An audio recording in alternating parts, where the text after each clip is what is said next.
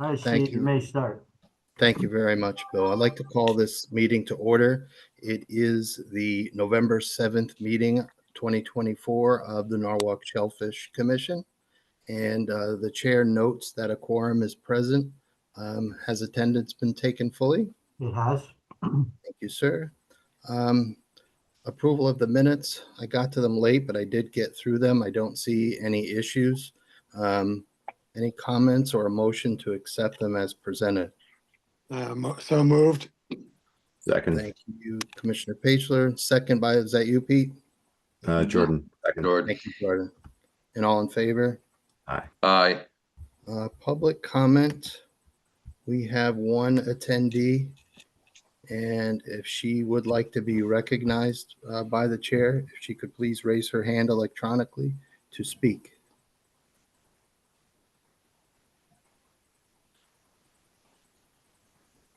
And seeing no hand raised, we'll continue on to the treasurer's report. Bill, please. Sure. The current balance is $28,322. There was a deposit made in September 16th in the amount of $3,384 regarding the shellfish permits from Fisherman's World. Great. Secretary's report. Just a couple of quick notes. Officer Lee asked for more white shellfish flags for their stations. It was after one of those real windy days a couple of weeks ago, and I think we may have lost several simultaneously. So I went online and got a half a dozen and delivered them over to the new Marine unit. There is a very exciting grant news tonight. So in addition to the Manresa discussion, Jeff will present this. If you have not heard it already, I think it's just a wonderful thing for the city and for our shell fishermen. And that's really all I have. Yeah, that is all I have. So we'll move on to the committee reports and Department of Health again, Bill. Sure. I'm going to do get September in so I can get into the minutes someplace. So I'll begin with that. Thanks. So September, we had 0.87 inches of rain. The year before, we had 11.41. So significant difference there. Historically, 5.14. There were no closures. There were no reported bypasses. For the month of October, the rainfall was 0.23. Last year was 3.07, historically 4.55, so quite low overall. Again, there were no closures and no reported bypasses. Thank you very much, sir. And wastewater treatment plant, no report. Mayor's Water Quality Committee, no report. Permits, I guess you already said that somewhat, Bill. And Correct, yeah, just that the balance due that was, or the deposit rather, that was brought into the account, correct. great. And police, the Marine unit, Sergeant Bisegli, please, sir. Hey guys, how you doing tonight? Nothing to really report on our end. Like you said, Steve, Owen requested some more of those flags. And I don't think we've had a meeting since the incident that started over at Cove with the oil spill. Just to touch on that, we did make an arrest in that. And the Coast Guard was also notified, and they're going to be levying some sort of civil fine on their end of things. Right. Justin, who was the arresting officer? Dave Geismar handled the arrest. Okay. He was a patrolman that was assigned to the extra work detail for the bridge project that day, and due to some other circumstances, we decided he would make the actual arrest instead of Owen or myself. Okay, thank you, sir. And thanks again, as I mentioned, there in Harbor for your communications regarding same, very helpful. I really appreciate that open line of comms. Absolutely. Advisory, Justin, do you happen to have a water temperature? Yes, 56 and change today. Wow, dropping. Yeah, for sure. Norwalk Harbor Management Commission, Chairman Kibbe and Mr. Stedman. As we have no old nor new business, I expect this to be the bulk of our meeting, and we'll be out of here. Not if I have my way about it. Thank you, Chairman Bartush. It's a very optimistic kind of report tonight. We have a new harbor master shellfish vessel that's on order. The good news, it's ordered. The bad news is it's 18 months out, but that's a huge step forward. And I think Jess Vanishek's due some kudos for really pushing that forward, and before she moved on to the Manresa project in her next life. But that's very exciting news to have a new vessel coming. Mooring tackle for transit moorings. We've waited all summer to get proper new mooring balls or floats for our transit moorings. Those arrived this fall.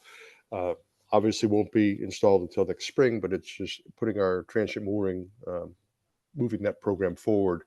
That was very successful this summer in that we didn't generate a lot of revenue, which it really isn't the goal of the program, but the response we had from all our visitors was just terrific. All the kudos we got, the letters, the thanks, what a great time they had in Norwalk were terrific. And they all went over to Sabrina over in the sort of the city's promotion department so that they can use those letters for really more promotion of the city as a marine destination for people on the move in Long Island Sound, really, whether they want to stay here for a while or just overnight on their way here or there. It's terrific to have that program picking up and have more people coming to Norwalk and find out what a nice place it is.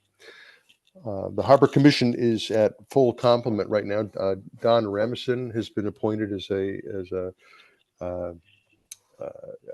member of the Harbor Commission, so we're at our full complement of members. Don is a longtime DOT employee of the state of Connecticut, and he's a member of the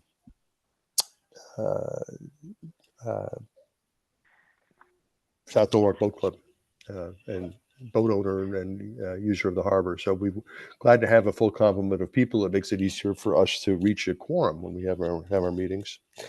And we'll get into the Manresa thing later, but that plant has been empty. I think it's been gone or out of service for more than a decade. I think it's 11, 15 years. It's just very exciting to see some spark there and something creative going on. So I think that's going to excite everyone in the city, everyone that's waterfront oriented in Norwalk should be really proud of the step that's been taken and the fact that the Accords made that possible. And finally, the Port Authority's allocated $3.1 million of funding for the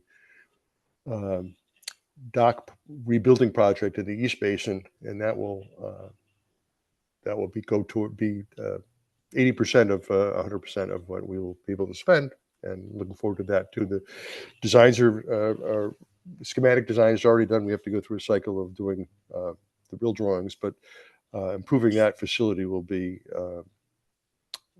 something special as well. Again, to support boating in the Norwalk Harbor, recreational boating, but also to support the mooring project we have going on for transit and guest moorings. Alan, yes. John, I thought it was 3.5 million. Could somebody correct me? Maybe if Jeff is there. It's 3,528,000. Yeah, 3%. Okay. Yeah, it's published somewhere else that I read. It's 3.1 because I wrote that down as I. No, from the Connecticut Port Authority, the website, they talked about 3.5 million that we got, which is and change. Well, that's even better. Very good. Yeah, it's even better. That's what I'm saying. Yes. Where is that going to be located, and how deep will they be? What The transit mooring. Well, transit moorings tend to be out around the spindle. We're short on space now because of the bridge project. Obviously, we have 3 locations for barges along the river, so we're going to be squeezing them in there where we can. We've had 2 moorings out on the north side of Sheffield Island, east of the lighthouse, east of the lighthouse dock and facility. those have been less popular than the ones near the spindle. People love coming to that part of Norwalk, and they can dinghy to East Norwalk or dinghy into the South Norwalk, and it's been very successful as a place for people who are just passing through. And I think the reviews are just help. It all helps Norwalk be Norwalk and be a better place on the map, if you will. Anything else? I yield to you, Commissioner Bartosh, Chairman Bartosh. Thank you, Chairman Kibbe. Mr. Stedman, please. A couple of things. As Alan said, there's a lot of really interesting and important projects to look forward to in the near future and in the longer term. That grant application, the Harbor Commission prepared the grant application to the Port Authority, but we also should acknowledge Rita Nigri and Dan, who's the city grants administrator, and also Dan Stanton from the engineering department, because they were a big help. And Ms. Nigri attended and I did too, the meeting of the Port Authority in October, where the Port Authority board approved the application along with applications from other towns, but the money still needs to be allocated by the Connecticut Bond Commission. And the Bond Commission next meets on December 6th. So the Port Authority has told us that they've provided all of the necessary documentation and requests to the Bond Commission. And now, our hope is that this item will be on the Bond Commission's agenda, and that the money will be allocated on December 6th. And so I think that's, and the Port Authority in the past has provided a lot of support to Norwalk, both for the visitors dock, the rebuilding of the visitors dock, and also the dredging around the visitors dock. So that's a project that we can all look forward to. There's some other things that I'd like to mention, and I think you may all know this. I've talked about it with Steve today, but DEEP is amending or revising its permit application requirements. And so in the future, this hasn't been finalized yet, but it's about to be noticed that applicants for certificates of permission that involve dredging and some other work will be required to consult with the Shellfish Commission when they submit those applications. Right now, there's no requirement for an applicant to notify the Shellfish Commission of these projects. So I don't know if this is related to the sort of issue that you were grappling with in Wilson Cove, where there was an application and previously the applicant had caused some damage to Shellfish beds because they moved the barges out of the channel. But anyway, so that's in the works, and in the future, you'll have to be notified. An applicant will have to come to the Shellfish Commission for certificate of permission applications.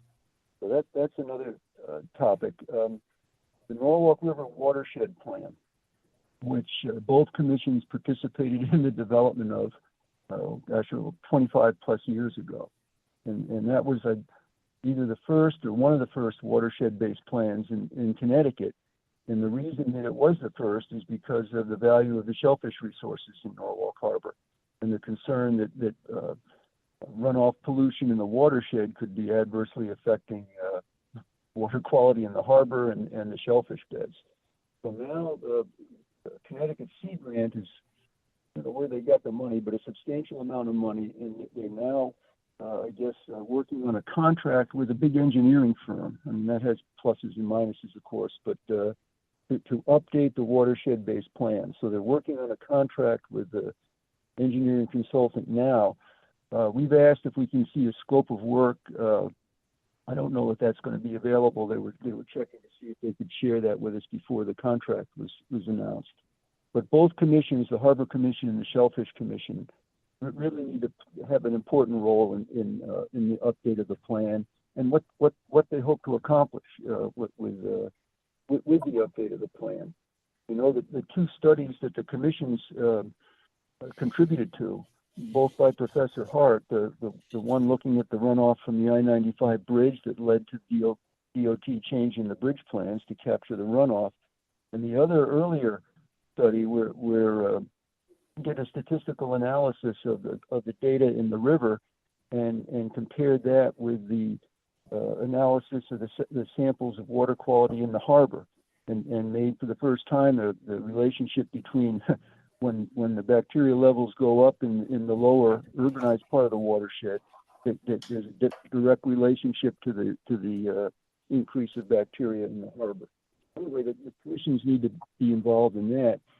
And then sort of related to that, there's a watershed committee that looks at Sasko Brook, which is between Westport and Fairfield. And Earth Place does a substantial amount of water quality testing in Sasko Brook and its tributaries. And they're now working with DNA analysis to try to identify the sources of the bacteria. In other words, is it a human source, or is it what sort of an animal source might it be, or is it a wildlife source? So they're using this, trying to develop this microbial source tracking method to see if it is cost effective and how it can be best applied. So that has implications or relevance to future water quality testing in the Norwalk River as well. So that's not yet ready for public review, but hopefully it will be soon. And then also, that the USGS had been doing samples in Norwalk Harbor of nutrient loads. I believe they had a sampling station at Cove Marina and also one at the Maritime Aquarium. And the last check with USGS, they were trying to get some additional funds from DEEP to publish the data in a form that the public can review and will mean something to the public instead of just giving the data to the DEP. I'm not sure, but we talked about that in the Sasko Brook Committee, and we're going to try to follow up and see if the USGS was able to get money to publish that data. Another topic, you probably saw that the City of the Sound published its water quality report card and gave the Inner Harbor, our Inner Harbor, an F grade. Not quite sure for the reasons. We haven't quite understood all the reasons, but that again points towards the. It'd be nice to have a water quality committee reestablished, but that's another. It doesn't look the greatest to see Norwalk Harbor with an F grade, but the Inner Harbor. Alan mentioned Risa Island, which of course is a wonderful opportunity to pursue. And Harbor Commission and the Shellfish Commission will both have important roles in the review of the project plans for this reuse redevelopment project. Because of the way that we understand it, there's a significant part of it is environmental remediation, and there's going to be a need for a deep remedial action plan that has to be reviewed by both commissions. Also going to be the need for deep structures and maybe dredging permits and coastal site plan review. So that all points to the need to really get a good baseline of how the commissions are going to respond and be involved in this process. And of course, there has to be a separation between the commissions and the project team, just like there has to be, between the commissions and the private developer. You can't participate in the development of plans that the commissions have to review. So that's something we have to give some thought to. But the history of this is, and you probably many of you know this, it's really, really fascinating. The history of the island is first as a private estate and then as a religious retreat, and then of course the power plant development. But in looking at the history and assembling the news articles from the 1950s and the opposition from the nearby residential neighborhoods, there was a court case, went to court, there was disagreements in Norwalk. There was a referendum that it went to. It's all really quite interesting. And when PL&P had the plans for the power plant in Southwest Connecticut, their preferred site at first was Cove Island in Stamford. but the city of Stamford opposed that and ended up taking the utility company's property at Cove Island. Of course, made it into Cove Island Park. The utility then moved to Norwalk. This is all in the 1950s. It's a really fascinating history. And among other things, the president of CL&P argued that this would be the best-looking power plant in the United States, and there would be absolutely no pollution. Of course, that didn't work out quite that well. But anyway, so what we've been doing is assembling some of the history of this, and also the old charts and maps going back to the 1800s, the coast charts showing Manresa Island and the causeway that was built out, because it was an island and then eventually became a peninsula. But we're putting together some of that, and I thought it would be most interesting to try to, how to best describe this, but to increase public interest in the interesting history and what this could be and what it could mean for the future. So that's something that we're working on. Also, recall, I don't know how long ago it was, but John and Alan and Steve, but the two chairmen signed a letter to the DEP commissioner expressing concerns about the less than, whatever you want to call it, informed way that the public hearing process worked on the Eversource project. Not for the purpose of criticizing the hearing officer, but raising concerns that you would think DEEP would want to address in future public hearings. Also raising the question about under what authority did DEEP determine that the Eversource proposal was consistent with the harbor management plan. What gave DEEP the authority to make that determination? But anyway, I've heard from a DEEP person today who said that it's her understanding that the letter has been forwarded to DEEP's law department, and they're working on a response. So hopefully they recognize that letter was intended for the purpose of a positive criticism, not a negative criticism. So I'll stop talking a bit. The other big thing, though, is now that the election is passed, I think it's the opportune time to again approach and other towns are doing this, approaching their legislators, state legislators, for support in achieving an amendment to the Connecticut Harbor Management Act that would address the whatever you want to call it, the negative decision of the court in the case that emanated from Greenwich, and where the final result is that the court has decided or ruled that the Harbor Commission has no authority to even review applications for DEEP permits. And of course, that affects Shellfish Commissions too, because the Harbor Management Commission's authorities can be used to achieve the shellfish management objectives. So anyway, thanks for letting me go on about this. There's just a lot of things that are happening that both commissions can play an important role in. Look forward to doing that. So thank you. Thank you, Jeff and John and Alan.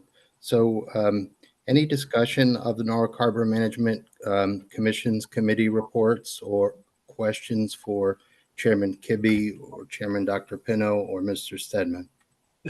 Mr. Chairman, I'd like to just dovetail on what Jeff and Alan had talked about with regard to the review that we had gotten from the Long Island Sound report that we had, that F value that we had. And I think I sent a letter to Chairman Kibbe about perhaps my concerns about that. And I thought maybe we could just briefly mention, because Jeff brought it up as far as our concern with regard to the nitrogen content. And that's what we don't know. And I think, Alan, I agree with you that we should get the numbers that were generated from there. But we did get a C.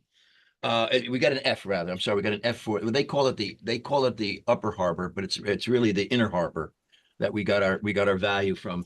And we received a C for oxygen saturation levels, which I'm assuming are below, because you can get super saturation level and under saturation level. But this case here, I'm sure it was an under saturation level of oxygen. We got a C for oxygen saturation. We got an F for chlorophyll A, because apparently there's a lot of algae there, and a B for clarity, water clarity, a D for seaweed growth, and an F for dissolved oxygen. All of this sort of accumulates as far as the nitrogen content. And what I was proposing, and I proposed to Chairman Kibbe that we need to discuss this, and it's unfortunate we don't have a water quality committee, that perhaps either Harbor Watch or perhaps even us can get together and find out what the cause is, basically, because it seems that we can take values, nitrogen values from the upper harbor right near the Norfolk Boat Club as the water comes down from the river, and then midway between and before the bridge, and then after the bridge, and then before and after the both bridges, the Straffolino Bridge and the I-95, the railroad bridge, because after we get out to the outer harbor, somewhere's around the South Norfolk Boat Club, everything clears up. So there's something going on in that area, whether the nitrogen is due to heterocyclic compounds, for example, that's coming off the bridge, we don't know that, or from the sewage treatment plant, we still don't know that either. You know, with the water, why that F value seems to be consistent within that particular area. You know, they keep measuring these values, but they don't seem to do anything about them or try to do anything about them and find out what the cause is. So I thought perhaps if we could take strategic measurements, that would give us an indication of perhaps, and it all points to nitrogen levels or bacterial overgrowth or algae overgrowth in that particular area. You know, that's certainly of concern to us, is a constant F value that we've been getting. This is not just this year, last year as well, and the year before that as well. So John, how do we action that? Well, that's it. We'd have to either, you know, do the special testing ourselves or contract Harbor Watch to take very careful nitrogen readings at strategic locations and figure out where the flux of nitrogen is going, where it's coming into. Is it coming from down from the Norfolk River watershed, from that area down there? Is it coming from the water treatment plant? Is it coming from the bridge? I don't think we've actually documented where the problem is. But do we have the raw data from Harbor Watch? That we don't, Alan. You're right about that. And you said maybe we should just ask them, do they have those numbers? Because everything points to some sort of nitrogen value or excessive nitrogen that the algae or perhaps bacteria are feeding on. I don't know. That's the thing. So somewhere along the line, we should try to do something. Is it before we had a problem with Moody's Lane? You know, the wastewater. It's one time, as I said, Stu Leonard was doing some washing of their meats and everything, and it was ending up down in Moody's Lane. This is going back, so I'm talking maybe about 10 years ago, not 15 years ago, until they figured out what the problem was a misconnect of the. So Alan, is that something you can take as an action, to just ask that question to see if they actually have the data? I'm sorry, Jonathan.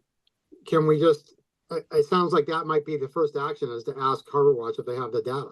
Yeah, that's what Chairman Kibbe had mentioned to me, and is absolutely correct about that. And we could probably do that to see if they have those data. And if they have those data, well, how do we go to school on that information? Because it always seems to be a constant problem within that particular area. Okay, so from an actual perspective, who's going to make that ask?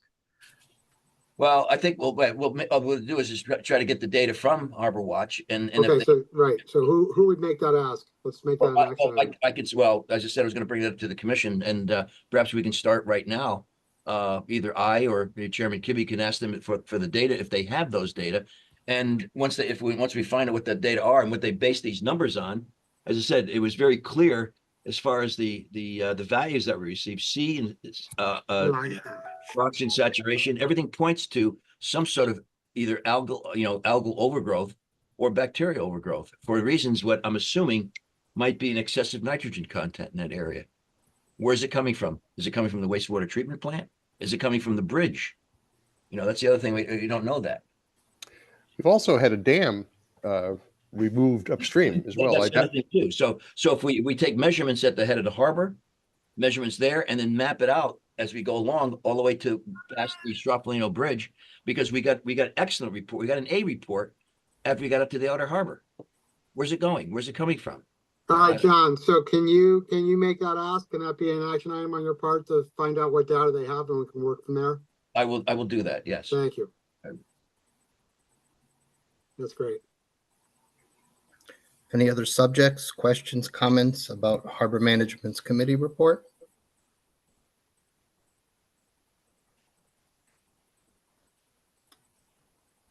Hearing none, I will entertain a motion to accept all the committee reports as presented. So moved. Thank you, John. Second, please. Pete Johnson, second. Thanks, Pete. And all in favor? Aye. All right. We have no old business on our agenda nor new business. The next meeting will take us into the first week of December. Does anyone have anything else prior to adjournment? When You do know, we- we've been taking Go ahead. readings. I don't know if they're doing nitrogen, but I know Norman has, what's his name? Oh, he has them do testing all the time on water. Is it Dick? Dick Harris? Dick Harris. Mhm. Yeah, Maybe maybe I can ask him if they've had done any of those readings.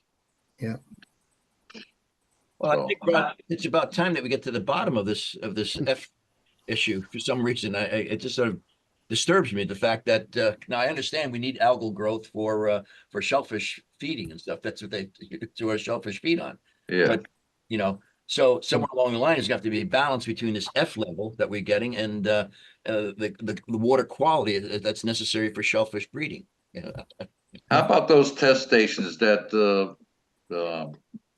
DOT was putting in before the bridge and after the bridge? Anybody ever get readings off of that from that? we did. And we also had other ones that Chairman Schnierlein reported. I think they were from USGS. I don't know if they're still on site. He had a resource for that. I could ask him. Okay. I think one of them was at Narwhal Cove. I don't know where the other ones were. When do you think that we're gonna start seeing stuff for the Manresa Island project? You know, stuff come through the committees, Seeing what kind of stuff. I mean, whatever is gonna need to come through us, as we were talking earlier.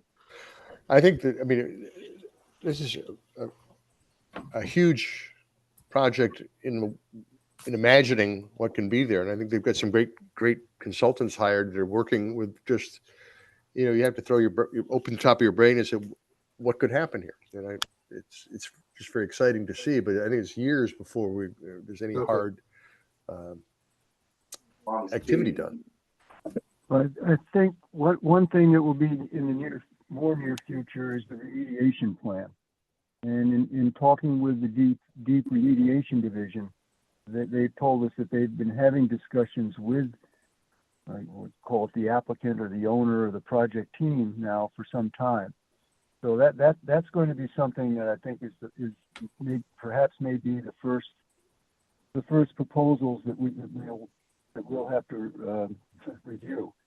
And you know, of course, one aspect of that is what are the means and the methods for the remediation, and how to ensure that there isn't any, call it leakage or escaping of any contaminants that could have an adverse effect on shellfish resources.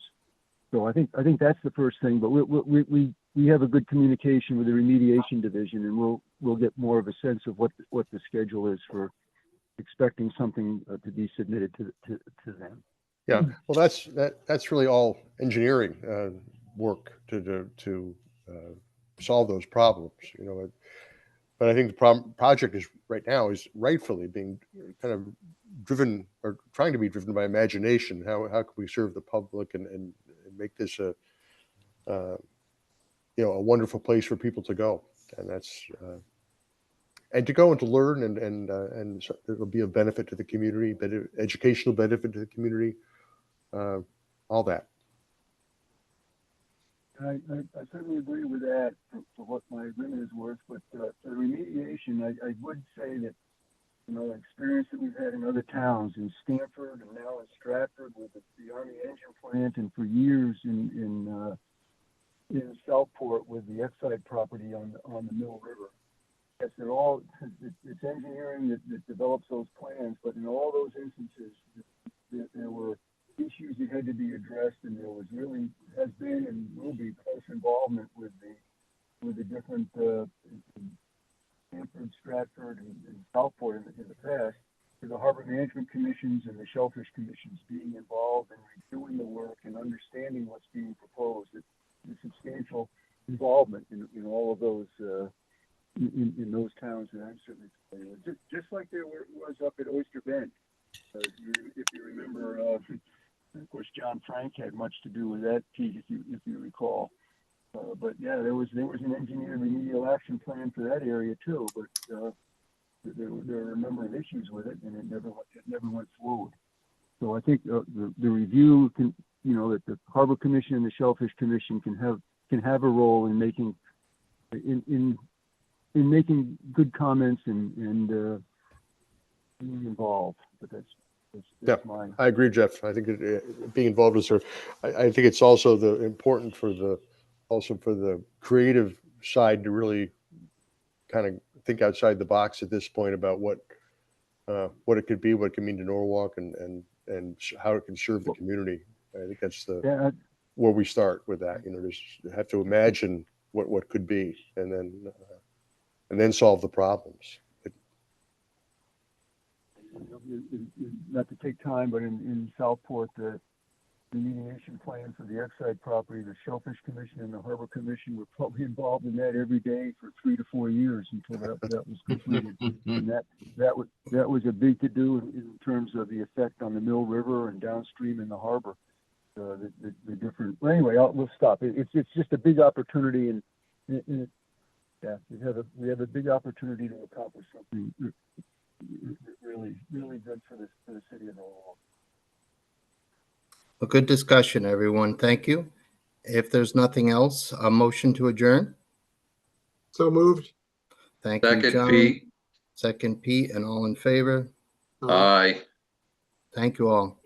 It's been a pleasure. Thank you. Thank you. Thank you. Hey, Good good. night, everyone.